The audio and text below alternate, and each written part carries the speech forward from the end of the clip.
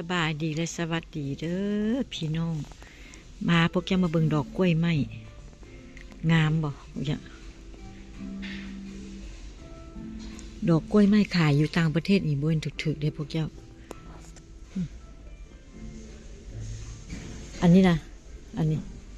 ตัวนี้9 เหรียญ10 เหรียญนี่10 เหรียญพวกแกแปลว่าอันนี้นะ400 บาทตัวจิ๋วนี่ก็มีนะกล้วยไม้จิ๋วเฮ้ย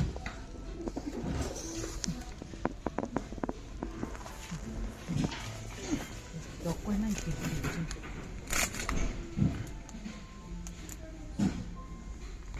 6 เหรียญพวกแก6 เหรียญพวกแกก็ไล่คูณ4เนาะเท่าไหร่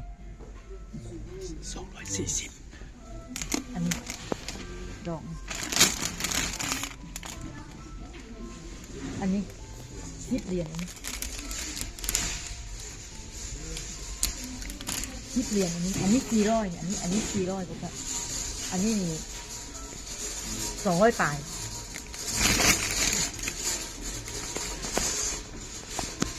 ดอกนี่อันนี้เป็นดอกอีหยังนี่เขาเอิ้นดอกอีหยัง12 เหรียญ13 เหรียญเป็น13 เหรียญ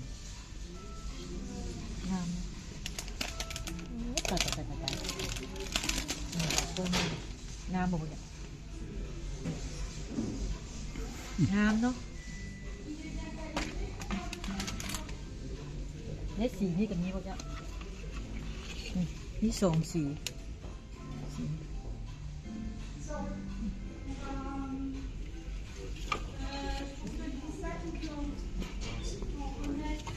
ยางหลอกก่อนมาอันดอกงามอันนี้แบบเขาจะเอาไปใส่ถึงตู้ถึงอย่างนะแล้วให้มันเป็นย่อยลงมานะ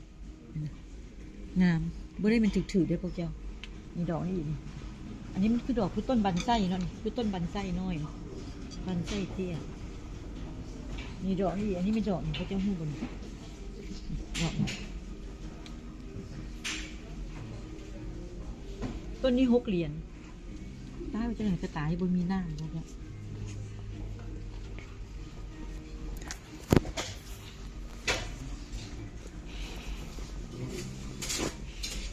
อันนี้ต้นอันนี้8 เหรียญ8 เหรียญอันนี้มันมี2 สีเลยพวกเนี้ย2 สี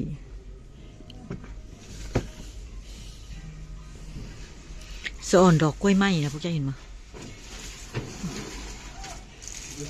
ต้นใหญ่ขึ้นมาหน่อยนึงนี่อันนี้มันใหญ่กว่าตัวเมื่อกี้นี่อันนี้ก็13 เหรียญ13 เหรียญป้าโทร500เอาคูณลองดูพวกเจ้า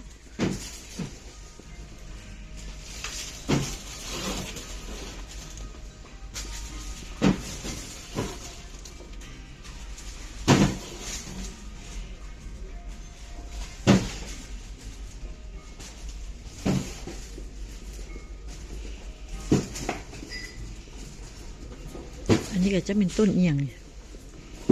อันนี้ก็จะมันเป็นต้นอย่างนี้พวกนี้ดอกนี่ก็งามพวกนี้ดอกนี่ก็งามเนาะดอกไม้ยิงเมืองนอกนี่พวกเจ้า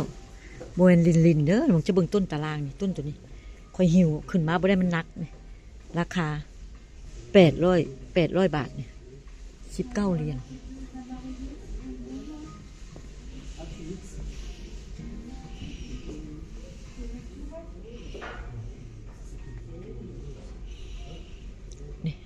ดอกกล้วยไม้ต้นจิ๋วต้นน้อยๆอย่างสิอันนี้เป็นดอกอย่างพวกอย่างดอกอีอย่างบ้นี่เป็นดอกไม่อย่างอันนี้คือพวกอย่างพวกเจ้าเบิ่งต้นนี้เด้อพวกเจ้า35 เหรียญ30 เหรียญมัน1,200เนาะอีก5 เหรียญก็ประมาณ1,300 บาทเห็นปะต้นนี้ ตัวนี้1,300 บาทพวกเจ้าตัวนี้1,229 เหรียญ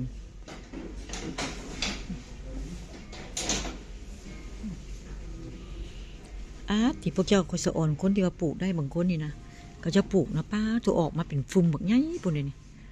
อันนี้25 เหรียญ25 เหรียญ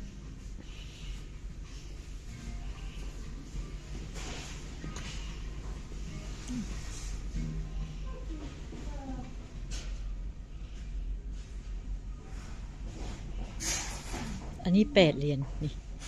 โถนี่นะโถนี่8 เหรียญพวกเจ้า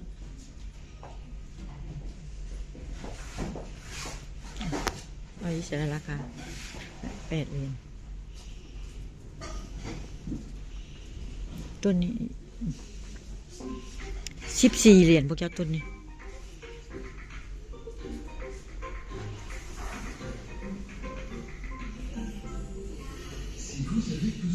ฝรั่งเขาหมักเลยหมักแบบนี้แหละหมักต้นไม้แท้ไว้ในบ้านนะเขาบอกแต่แพงขนาดพวกเจ้าไม่ได้มาถึกๆเลยพวกเจ้า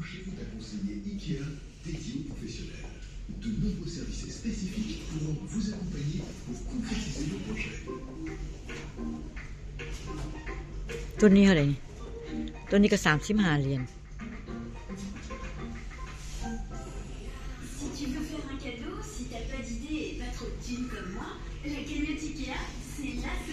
อันนี้เป็นต้นอย่างนี้ต้นใบตองอันนี้เป็นต้นโอ้ต้นกล้วยพวกเจ้า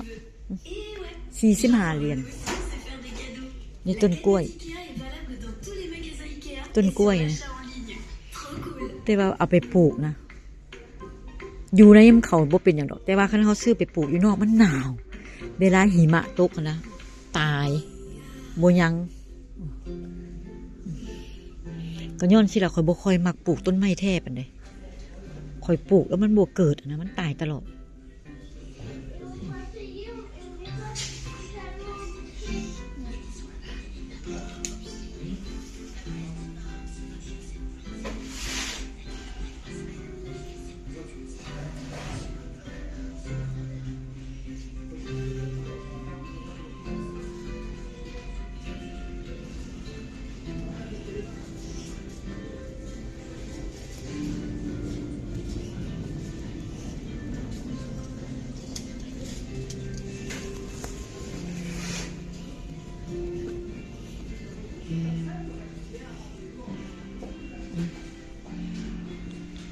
พี่น้องลากันก่อนเด้อโชคดีเด้อเจอกันคลิปหน้าเนาะบ๊ายบาย